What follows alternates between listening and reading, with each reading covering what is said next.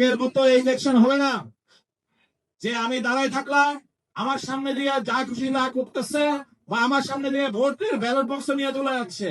Not accepted. তোমার লাখের উপর দিয়ে যাবে, কিন্তু তোমার সামনে দিয়ে কেউ ভোট ব্যালট বক্সে হাত দিতে পারবে না। পারবে? কেউ হাত দিতে পারবে? অসম্ভব, অসম্ভব। এই জিনিস আনসার বিডিপির সদস্যরা একদম সর্বোচ্চ ভাবে জীবনের সকল হুমকি নিয়ে হলো সেটা ঠেকাবে। কারণ কি? সেটা আমাদের জন্য আমানত।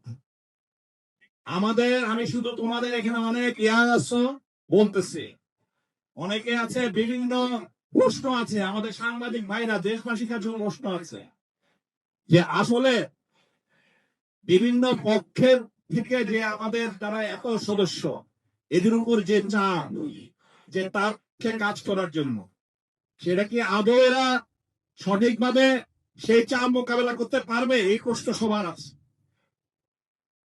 আমি তোমাদেরকে নিশ্চিত করতে চাই, যারা যত রাজনৈতিক পক্ষ আছে এই নির্বাচনে সর্বোচ্চ পর্যায়ে, তো আমাদের সাথে সকলের মত বিনিময় হয়।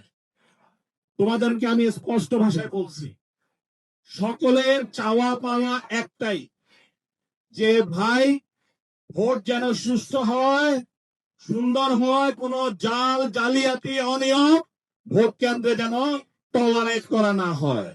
কি বলছি সবাই বুঝতে পারছো? এটা সকলের চাওয়া উপরে। কিন্তু তোমার যে ভোট কেন্দ্র, সেই ভোট কেন্দ্রের সাথে সম্পৃক্ত যে কর্মীরা আছে, বিভিন্ন পক্ষের কর্মী, তারা তো আর তাদের এই উপরের জিনিসগুলো অনেক সময় কি করে এড়াই চলে, কারণ জিততে তো হবে। তাদের সেই চাওয়া পাওয়া যে ভোট কেন্দ্রের আশেপাশে যারা, সেটা তোমাদেরকে প্রভাবিত করবে না, তোমাদেরকে কেউ কোন রকমের চাপ দিতে পারবে না। কি বলছি সবাই বুঝতে পারছো?